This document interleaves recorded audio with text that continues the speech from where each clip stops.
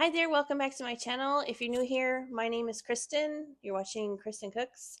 And today I'm going to do a blackberry cobbler. We have lots of wild blackberries that grow on our property, and every summer I like to pick a ton and freeze them. And cobbler is one of my favorite summer desserts. And I have a lot of fresh blackberries, and actually, I have a couple peaches too because our peach tree actually gave us some fruit this year. So I'm going to make a little blackberry peach cobbler for, because it's summertime. And then also, I just wanted to say I'm apologizing for lack of new content this week.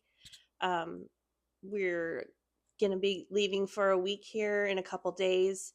And I just wasn't in the mindset of creating new content this week because we're going to be leaving for a week and preparing for that and blah, blah, blah. So I'm sorry, no new content this week except for this video. So, but anyway, we're going to be leaving for a week.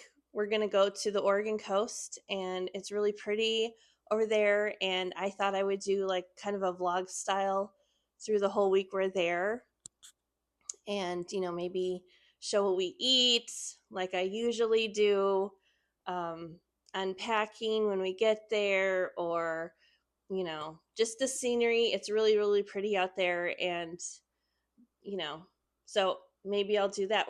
We'll probably go to the ocean, and I thought that'd be just kind of fun for a video. So I won't have any new content next week either because we're going to be on vacation.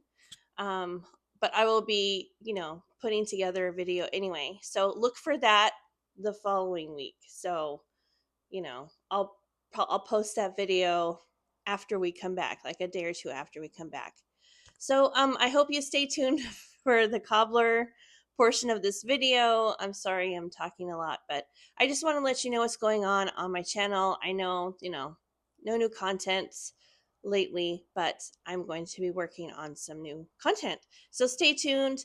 I hope you watch this video, and I love this cobbler recipe. I hope you try it. I've made it a lot of times. So I'm not going to talk you through it. I'm just going to do it, and I'll link it below. It's a Pioneer Woman recipe, and I love it. And I hope you make it, and I'll see you in the next one.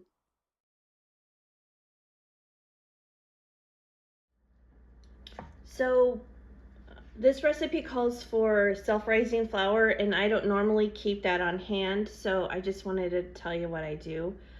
These instructions are also in the recipe. So if you don't have self-rising flour, take 1 cup all-purpose flour, put it in a bowl, and then 1.5 teaspoons of baking powder. There's 1. And then there's a 1/2 goes in.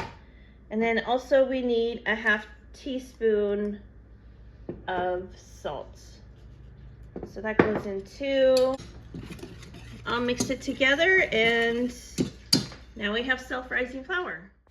And I'm adding 1 cup of granulated sugar to the self-rising flour and whisking that in. Then I'm also going in with 1 cup of 2% milk, or you can use whole if you like, whatever you have on hand. I'll just whisk that in, and then a 1/2 stick of melted butter goes in also. At this point, the batter is all ready to go, but I'm adding in some ground cinnamon. This is optional, but I like it in there. So here are the peaches I was talking about that we got off our peach tree. And then here's some frozen blackberries that we just picked last night, actually. And I rinsed them and froze them on the sheet pan this morning, actually. So the recipe calls for 2 cups. So I'm just gonna throw all of these in. This is probably between 2 and 3 cups, but it's okay. And this recipe says that it's best to work with frozen berries because they'll keep their shape and they won't get all mushy, and the consistency will be off if you use, like, you know, fresh right out of the fridge or whatever. This looks good already. So I'm just gonna mix up the peaches and the blackberries together. And then I like to sprinkle on a little bit of lemon juice. That just kind of helps them, it kind of makes the flavor pop a little bit more. This is optional. This is what I like to do on my cobbler.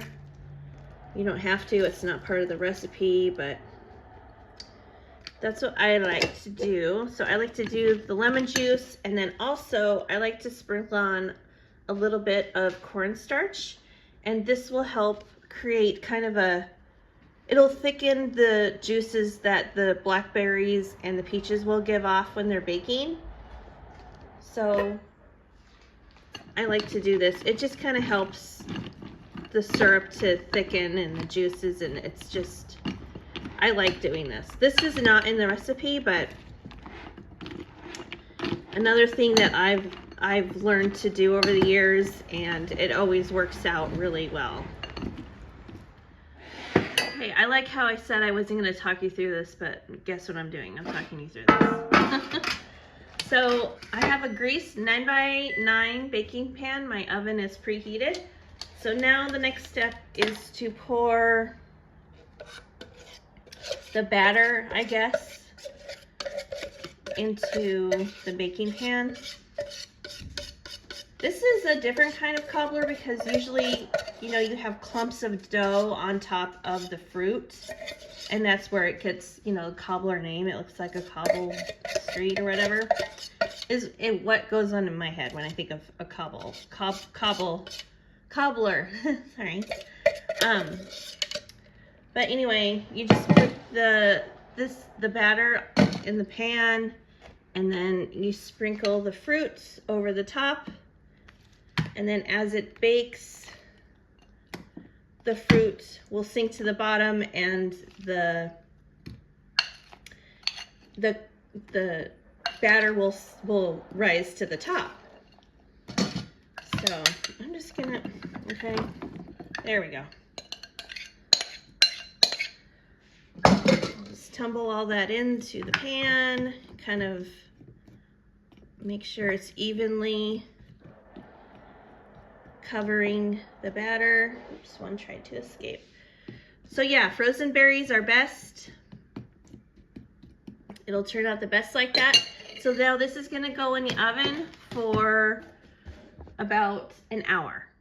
So in the oven, we're going for about an hour, and you'll know when this is done when you take it out and you kind of jiggle it and you move the pan, and if it jiggles too much, then it needs to go back in for a few more minutes, but the edges will be golden brown and pulled away from the pan, and then it's ready to eat. Serve it with some ice cream or whipped cream, and it's a perfect summer dessert. So thanks for watching. See you in the next one.